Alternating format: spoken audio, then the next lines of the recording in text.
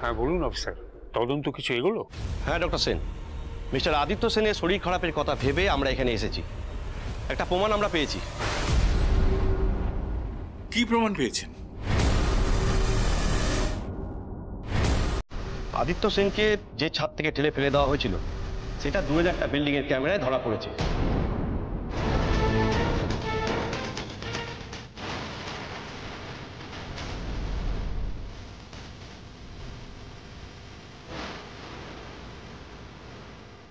আমাদের কাছে সেই ফুটেজ আছে।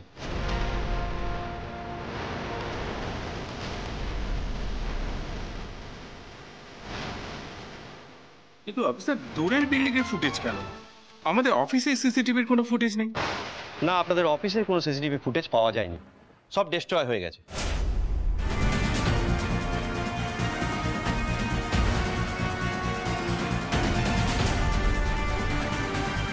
ওকে, দেখি কি দেখা যাচ্ছে।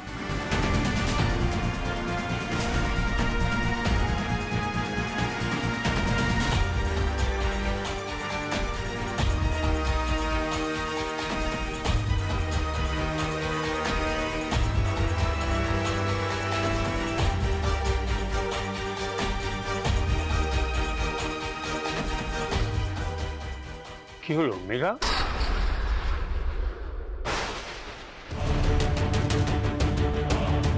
তোমার শরীর ঠিক আছে তো?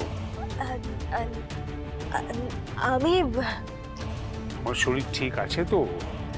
না না, আমি ঠিক আছি, ঠিক আছে।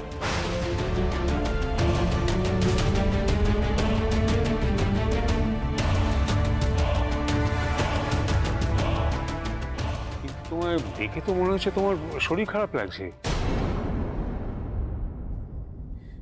না না, ঠিক আছে, আসলে খুব গরম পড়েছে তো তাই। কি হয়েছে তোর? সত্যি শরীর খারাপ লাগলে বল আমাকে। বন্ধু আসে, আমি একদম ঠিক আছি, খুব গরম পড়েছে বলে তাই। আমি ভালো আছি, বিশ্বাস করো। সত্যিই তো, তুমি তো একদম ঘেমে নিয়ে একশো হয়ে গেছো। দাঁড়াও দাঁড়াও, এক মিনিট দাঁড়াও, একটু দাঁড়াও। এই নাও, এটা নাও, এটা নিয়ে তোমার ঘামটা মুছে নাও। ধরো। আমার লাগবে না। না না, লাগবে লাগবে মনে হচ্ছে, অবশ্যই লাগবে। নাও ধরো। বললাম না লাগবে না। মেঘা, যদি সত্যি শরীর খারাপ করে তাহলে দাঁড়িয়ে থেকো না, বসো। না না, ঠিক আছে, আমি ঠিক আছি। একদম ঠিক নেই। বসো বসো বসো বসো, এখানে বসো। শরীর খারাপ করলে বসো না, চুপ করে বসো। এই যে দেখুন, দেখি কি আমার ছেলেকে কে মারতে গেছিল, ভালো করে দেখান না আমাকে। যদি আপনারা শাস্তি না দিতে পারেন আমি শাস্তি দেবো, দেখি দেখান। রাজা, দরজাটা বন্ধ করে দাও।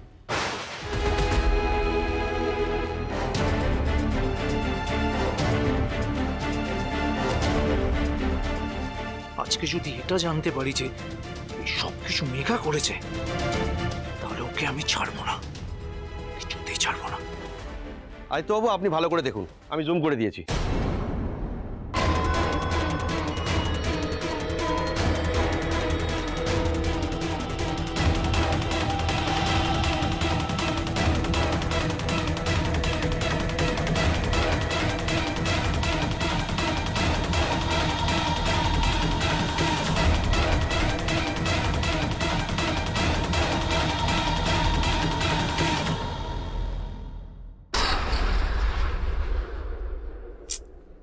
আরে এখানে তো হুডি পড়ে আছে।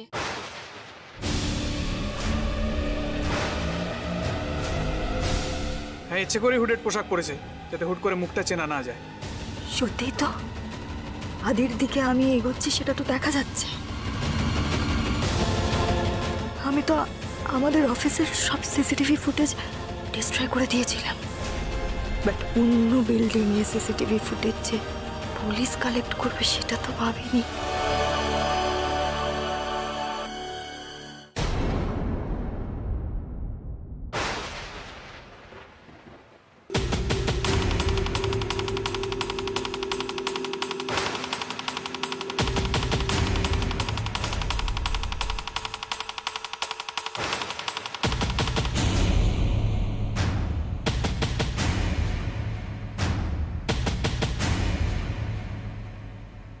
আরে এ তো মেঘা।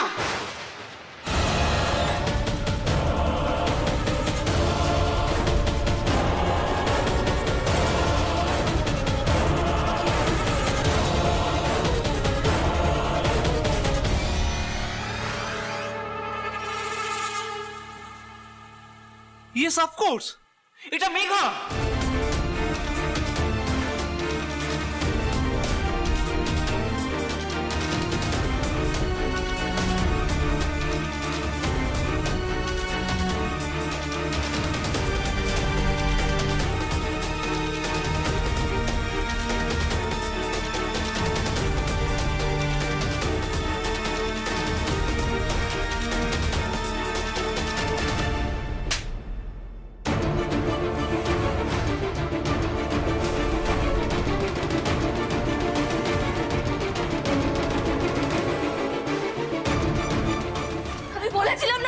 আমি বলেছিলাম না তোমাদের সবাইকে যে এই সবকিছুর মাঝে মেঘা দিদি রয়েছে, বলেছিলাম না?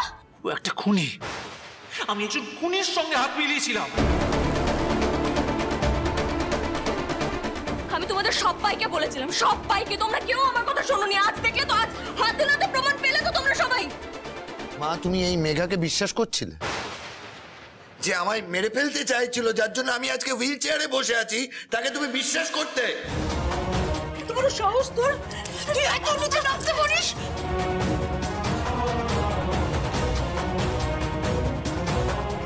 রাধা, আমাকে ক্ষমা করে দিস মা, তুই আমার আসল পুত্রবধূ।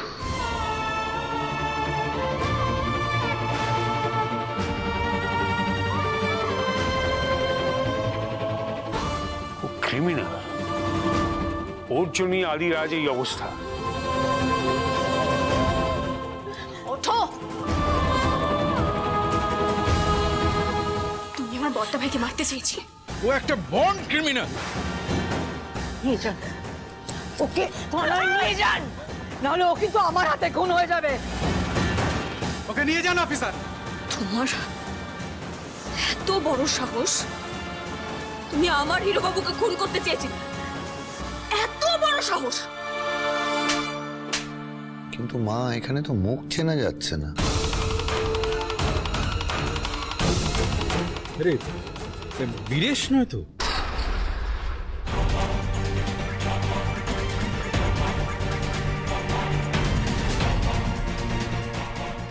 না তো, ঠিক বুঝতে পারছি না।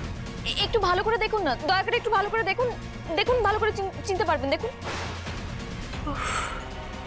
থ্যাংক গড, বেঁচে গেছে। আমার মনে হচ্ছে না এটা বীরেশ। আরে বাবা ঠিক আছে, উনি নন, কিন্তু অন্য কেউ তো হতে পারে। বীরেশ নন, অন্য কেউ হতে পারে। আপনি একটু ভালো করে দেখুন না। না না অফিসার, আমি বুঝতে পারছি না, আমি শিওর এটা বীরেশ না। তাহলে কে হতে পারে? আমরা মুখ দেখতে পাইনি, কিন্তু আমরা ভেবেছিলাম যে আপনি বডি ল্যাঙ্গুয়েজ দেখে যদি কিছু বুঝতে পারে।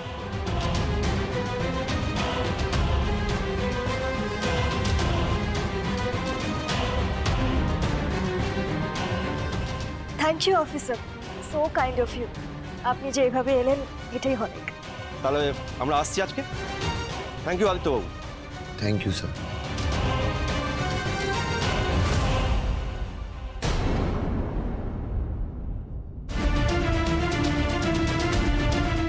মেঘাতে হাফ ছেড়ে বাঁচল। মেঘা থেকে দেখে এরকম কেন মনে হলো আমার? এই মেঘা দিদি, তুমি হাসছো? কি বলছো তুমি? অদ্ভুত তো, আমি কেন হাসতে যাব? তোমাকে আমি কেন হাসতে যাবে? কি বলছো কি? তাই জন্য চিলের মতো চোখ নিয়ে ওর দিকে তাকিয়েছিলে? কি করেছে কি ও? তাকিয়েছিলে কেন বলো? এমনি মণিমা, ওরকম কিছু না, কিছু করেনি। কিছু করিনি, এমনি মণিমা। কেন তাকিয়েছিলে সেটা বলো। তুমি তুমি আমায় তুমি করে বলছো? তুমি আবার আমার উপর রেগে গেছো, তাই না মণিমা? কি দেখছিলে বলো। রাধা, আমি ঘরে যাব, ঘরে নিয়ে চলো। এখানে ভালো লাগছে না।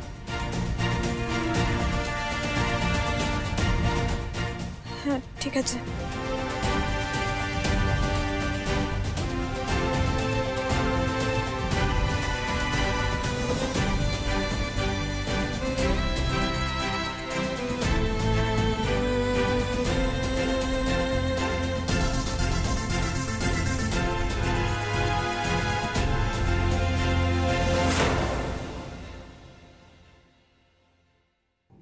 এই কি করছিস, কি প্রণাম করছিস কেন হঠাৎ? বন্ধুমাসি, যা সব ঘটনা ঘটলো বিজনেসটাকেও তো দেখতে হবে। আদিত্য কবে সুস্থ হবে আমরা তো জানি না বলো। তাই আমি অফিসে যাচ্ছি, আর অফিসে যাওয়ার আগে আমি তোমায় প্রণাম করলাম। তুমি তো আমার একমাত্র মানসিক জোর। যা, তুই তো এখন একমাত্র ভরসা আমাদের। যা যা।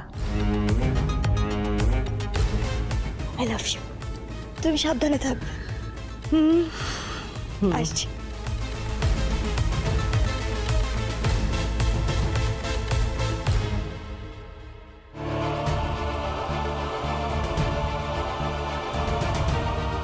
অশোক, অশোক কি হয়েছে জানো? কি হয়েছে? তো নিজেও বুঝতে পারছি না কি হচ্ছে। আমি এটাও বুঝতে পারছি না আমার বাড়ির কাউকে না কাউকে কেন খুন করার চেষ্টা হচ্ছে বারবার। এত মিথ্যে, এত জটিলতা কেন? কার যে অশুভ দৃষ্টি পড়লো আমার সংসারে, কার অশুভ ছায়া পড়লো আমার সংসারে। আমার ছাই হবে তাহলে। মজা নয়, আমার না সত্যি সত্যি মনে হচ্ছে যে ইন্দু যেটা বললো না সেটাই হয়তো ঠিক। রাধা যবে থেকে এই সংসারে এসেছে না। অশোক প্লিজ, তুমি এটা বলো না অন্তত। তুমি একই কথা বলবে? হ্যাঁ বলছি, কারণ তুমি তো পুরোটা জানো না। আমি জানি তুমি চলে গিয়েছিলে বাড়ি ছেড়ে। বাবা আমাকে এই সংসারের দায়িত্ব দিয়েছিলেন। আমি চেষ্টা করেছি সংসারটাকে ঠিক রাখার। তবে যবে থেকে রাধা এসেছে। তাহলে আমাকে ফাঁসি দাও, ওই মেয়েটিকে কিছু বলো না প্লিজ। তুমি আর ইন্দু দুজনে মিলে ওই মেয়েটির পেছনে এইভাবে পড়ো না। রাধা আমার জগৎ জননী মা। ওকে ওকে প্লিজ তোমরা। কেন দাদা, ওই মেয়েটা তোমাকে এ বাড়িতে নিয়ে এসেছে তাই বললে?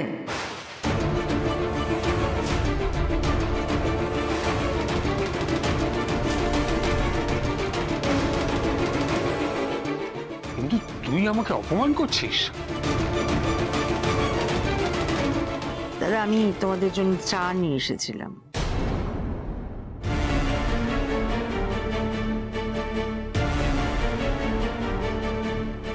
কথাগুলো শুনে ফেললাম, তাই বলেও ফেললাম।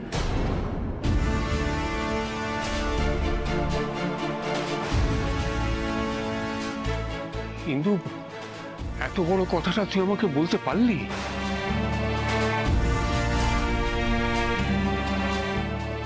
আমি ছিলাম দাদা, তোমরা কেউ ছিলে না।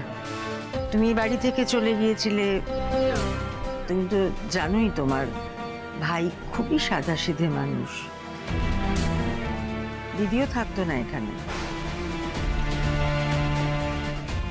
তোমরা সবাই নিজের মতো করে তোমাদের জীবনটা বুঝে নিয়েছিলে। আমি কিন্তু কোথাও যাইনি। আমি ছিলাম, আমি একা সব সামলেছি। আর আজকে আমার কথার মূল্য কেউ রাখতে পারছে না। কোথায় ছিলে তোমরা? তোমরা তো কেউ ছিলে না।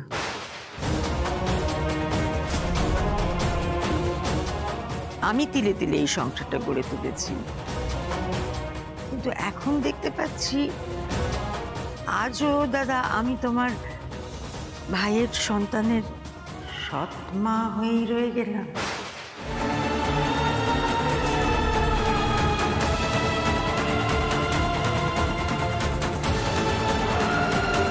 কিন্তু এইসব কথা বলার কি দরকার? তুই চুপ কর না।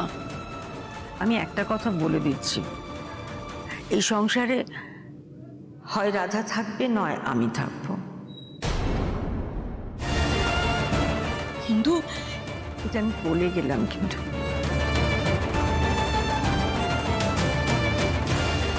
না, রাধার এই অপমান, এই অমর্যাদা আমি কিছুতেই হতে দেবো না।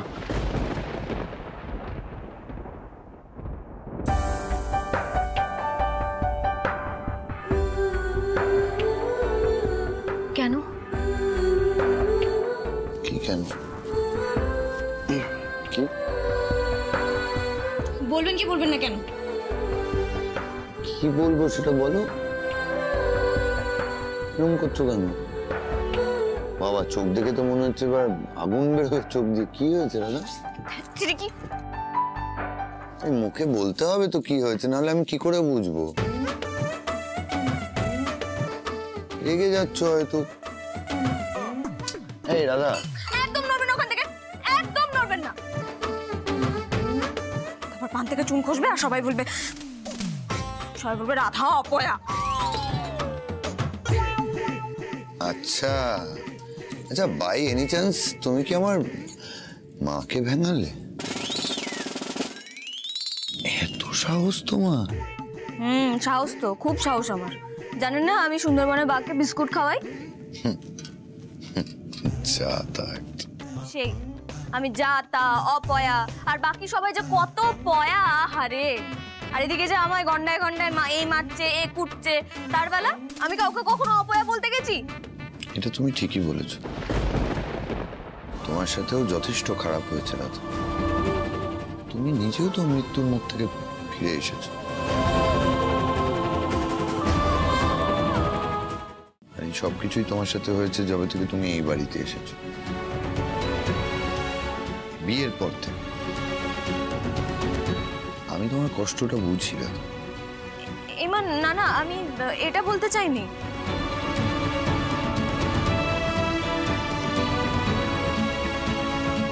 কেন কষ্ট হয় না তোমার? কেন কষ্ট হয় না কেন? আমি জানি না। তাহলে আমিও জানি না।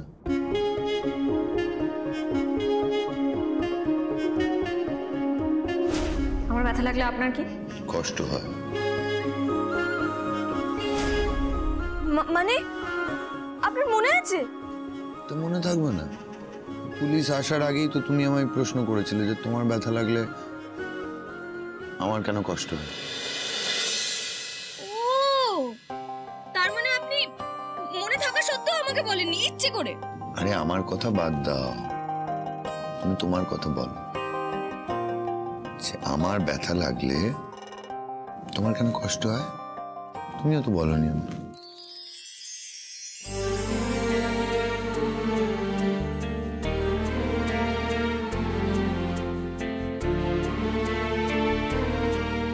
আমার কষ্ট হলে তোমার কি?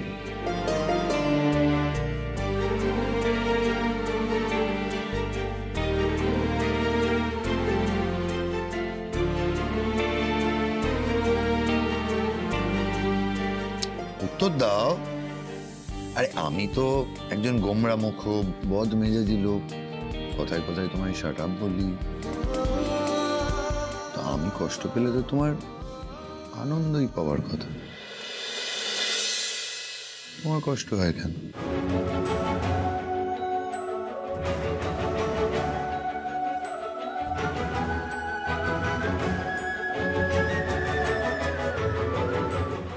কি হলো রাধা, বলবে না?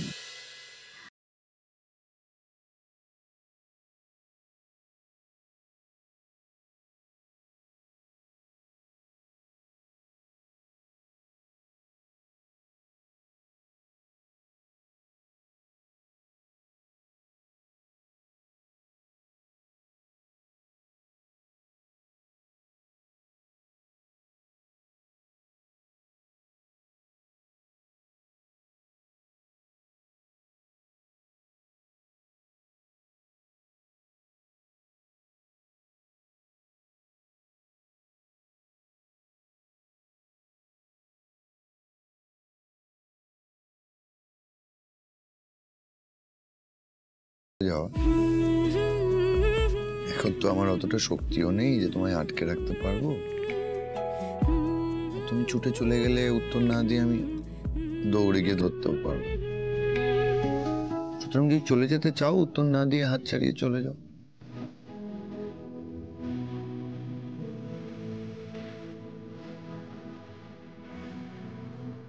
এই যে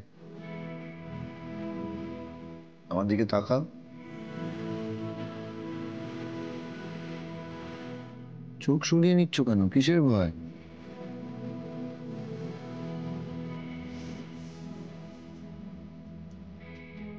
রাধা, আমার দিকে তাকিয়ে বলো যে আমার কিছু হলে তোমার কেন কষ্ট হয়? রাধা, আমি শুনতে চাই।